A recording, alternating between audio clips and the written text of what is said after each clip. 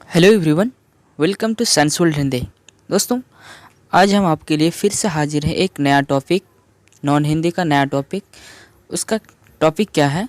Chapter 2, ईदगाह। हमारा topic का नाम क्या है? ईदगाह। आज हम आपको इस चैप्टर में बताएंगे कि ईदगाह में जितने भी वीवीआई ऑब्जेक्टिव है, सारे को इस वीडियो में हम क्या करने वाले हैं, कवर करने वाले हैं। तो इसलिए आप जो है वीडियो के अंत तक ज़रूर बने रहिएगा, और वीडियो अच्छा लगे, पसंद आए तो लाइक और शेयर ज़रूर कीजिएगा, और चैनल पे पहली बार आए हैं तो चैनल को क्या कीजिएगा, सब्सक्राइब ज़रूर कीजिएगा। तो चलिए हम यहाँ के आज का दूसरा चैप्टर का पहला ऑब्जेक्टिव को शुरू करते हैं। तो यहाँ पे हमारा पहला सवाल कहता है, ईदगाह कहानी किसकी परिस्थितियों पर मार्मिक ढंग से टिप्पणी करती है? युवाओं की परिस्थितियों पर, लड़कपन की परिस्थितियों पर, बचपन की परिस्थितियों पर, या बुढ़ापे की परिस्थितियों पर? तो हमारे यहाँ पे जो है इस कहानी में, ईदगाह कहानी में बचपन की परिस्थितियों पर जो है मार्मिक ढंग से क्या किया गया है, टिप्पणी किया गया। मतलब इस पे बचपन में एक बच्चे के ऊपर क्या क्या परिस्थितियाँ गुजरती हैं, इस पर क्या क्या क्या गौर किया गया है हमारे इस ईदगाह कहानी में। आज का दूसरा प्रश्न है कि गांव पहुंचकर बच्चों ने क्या किया था? नाच किया, गाना गाया, झगड़ा किया, या अपने खिलौने से क्या किया, उन लोगों ने खेला?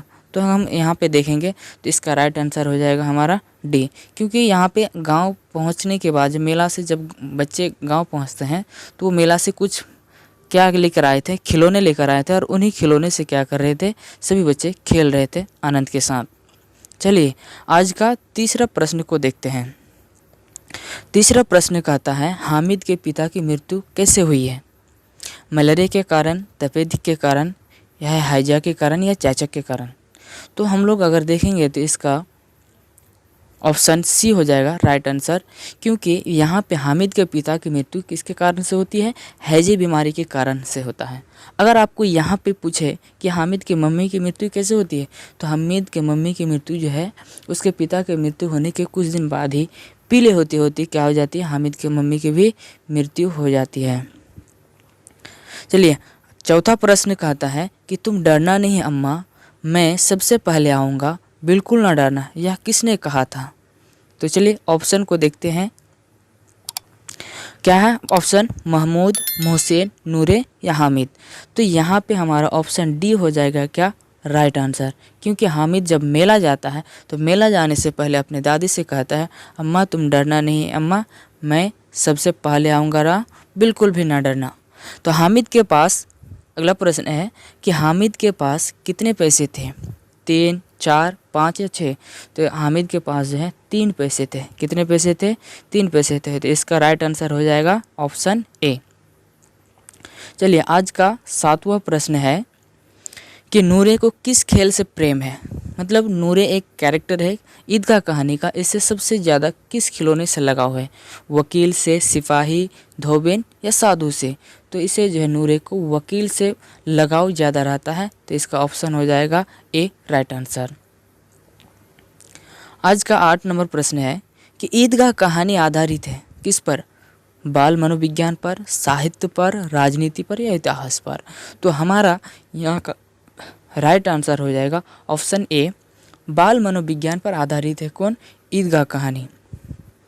चलिए आज का 9वां प्रश्न है कि रमज़ान कितने दिनों का होता है? तो रमज़ान जो है हम लोग देखेंगे, इसका राइट आंसर हो जाएगा सी। क्योंकि रमज़ान जो है 29 से 30 दिनों का ही होता है क्या, रमज़ान। हामिद कितने साल का था?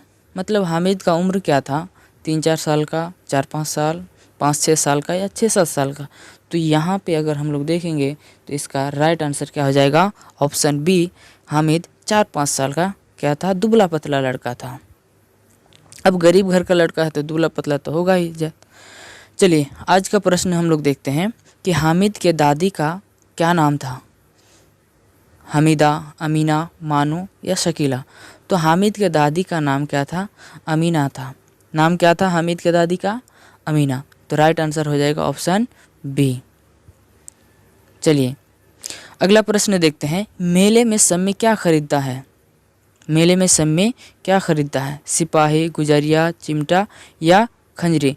तो यहाँ पे हम लोग देखेंगे मेले में जो है सब में खंजरी खरीदता है, तो इसका ऑप्शन डी हो जाएगा राइट आंसर। चलिए आज का 14वां नंबर प्रश्न है कि मोहसिन मेले में कौन सी मिठाई खरीदता है? रेवड़ी, गुलाब जामुन, सोहन हलवा या जलेबी। तो मोहसिन जो है मेले में रेवड़ी खरीदता है। कौन सा? रेवड़ी। तो ऑप्शन ए हो जाएगा इसका राइट आंसर। चलिए आज का 15 नंबर प्रश्न है कि मोहसिन के पास कितने पैसे हैं? 10, 12, 15 या 20। तो मोहसिन के पास 15 पैसे हैं। कितने पैसे हैं? 15 पैसे। और ये क्या है?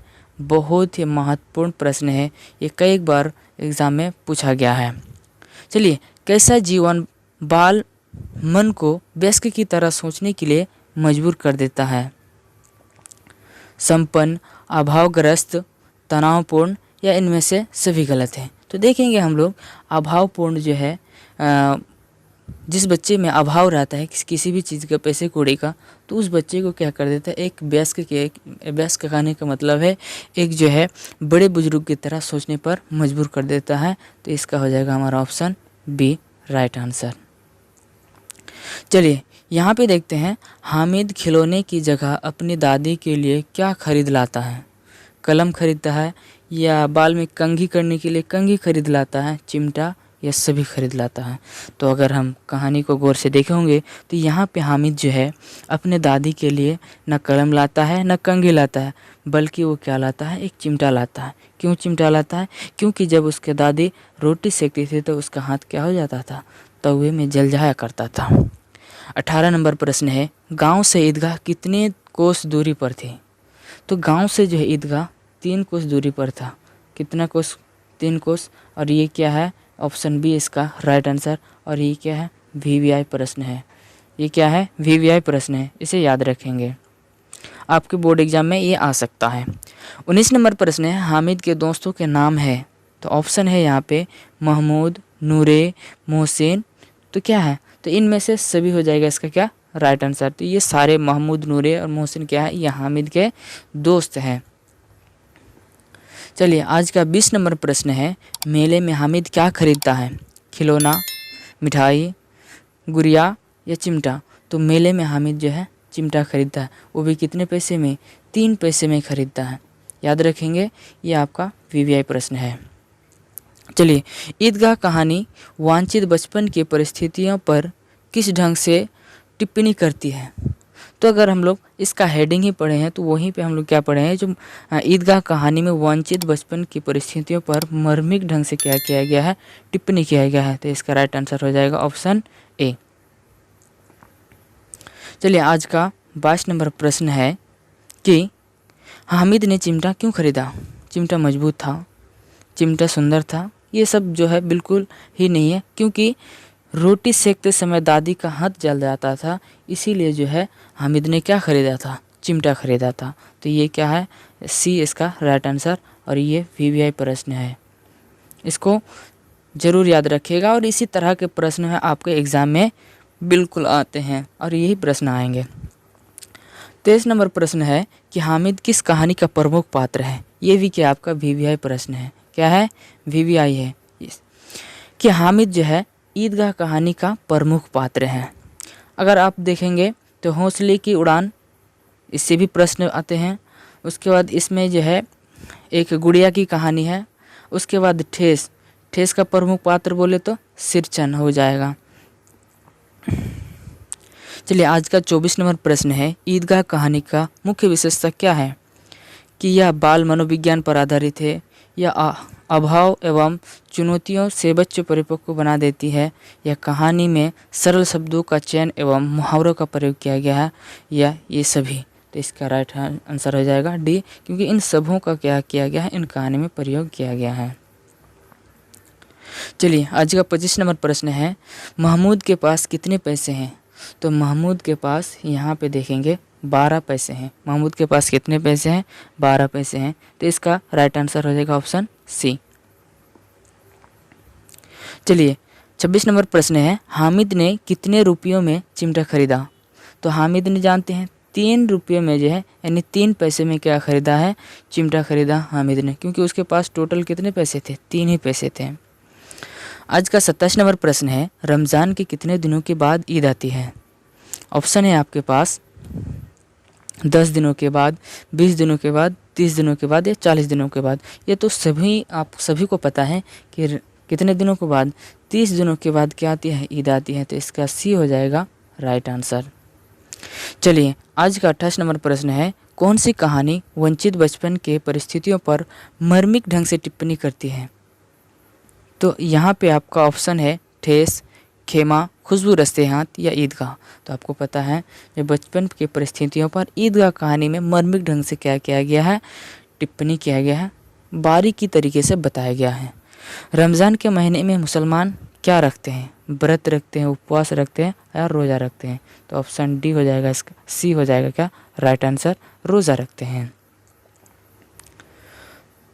चलिए आज का 30 नंबर प्रश्न है कि चिमटा किसने खरीदा, मोहसिन ने, नूरे ने, सम्मी ने या हामिद ने?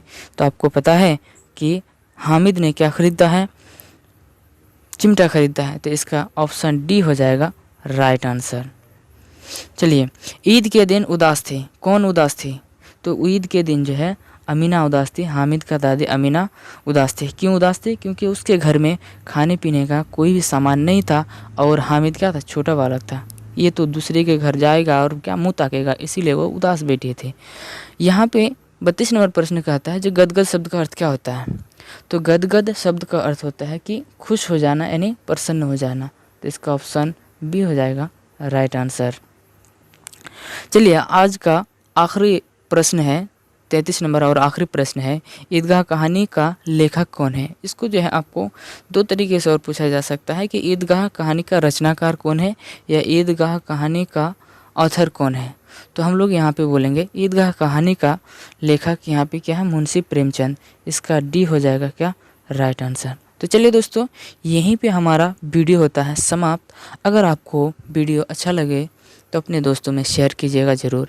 चैनल को सब्सक्राइब कर हमारी हौसला को बढ़ाइएगा। यही हौसला आपको हमें अगला वीडियो लाने में क्या करेगा, सहायता